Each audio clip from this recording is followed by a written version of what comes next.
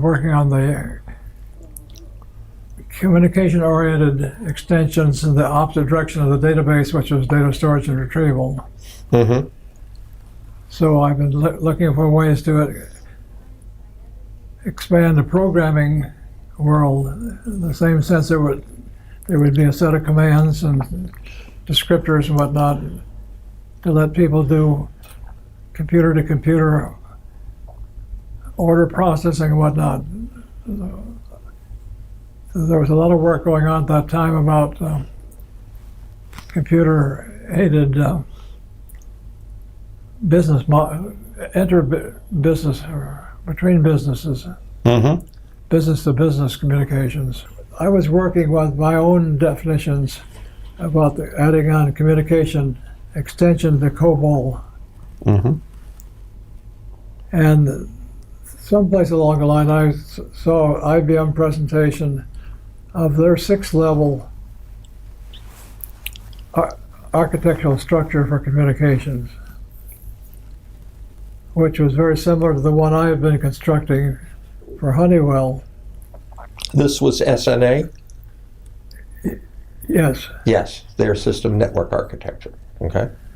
Now, SNA had some fundamental problems. First of all, it was a hierarchical system and not a network system. I always assume someplace there's a mainframe which controls all this for company A or for company B. Mm-hmm.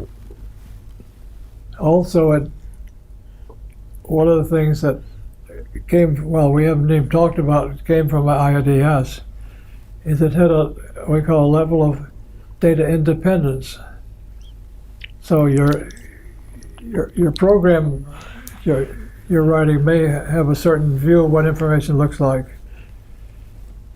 and somebody else's program has a different view of that. But there is a canonical form which is in the database, and so you can define how each of these maps onto the canonical form. The IBM 6-level architecture did not have a data independence level. And so I said, well, let's just move that layer over into what IBM's doing, because the basic problem is every place around. So I accept what IBM has said for the other levels, as long as they all work together and this data independence level fits in here. And you can either implement it so I can convert it to the receiving end or the sending end or someplace in between. Mm-hmm. Depending on how you implement it. But at least intellectually we know what has to map onto what. Yes. Okay.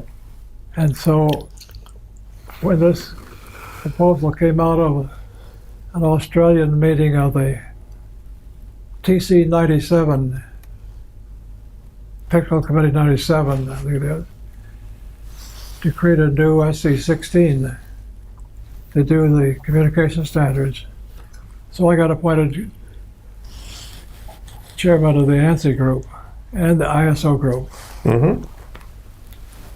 And started several years of world travel and trying to perfect this written specification. And along the way I tried to introduce into this specification data structure diagrams as part of the formal specification.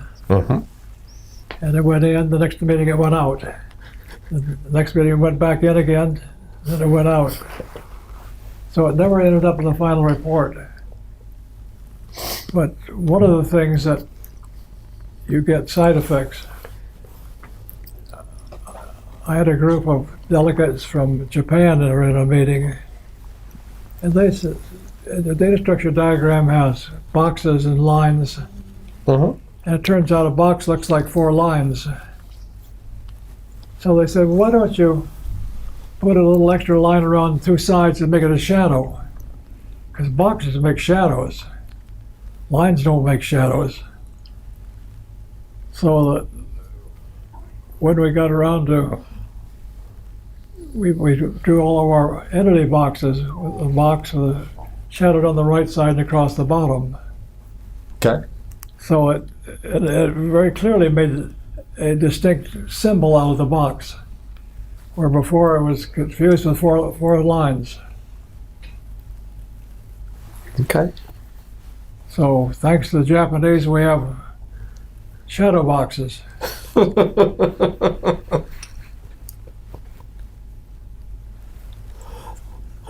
But that went on for 4 years.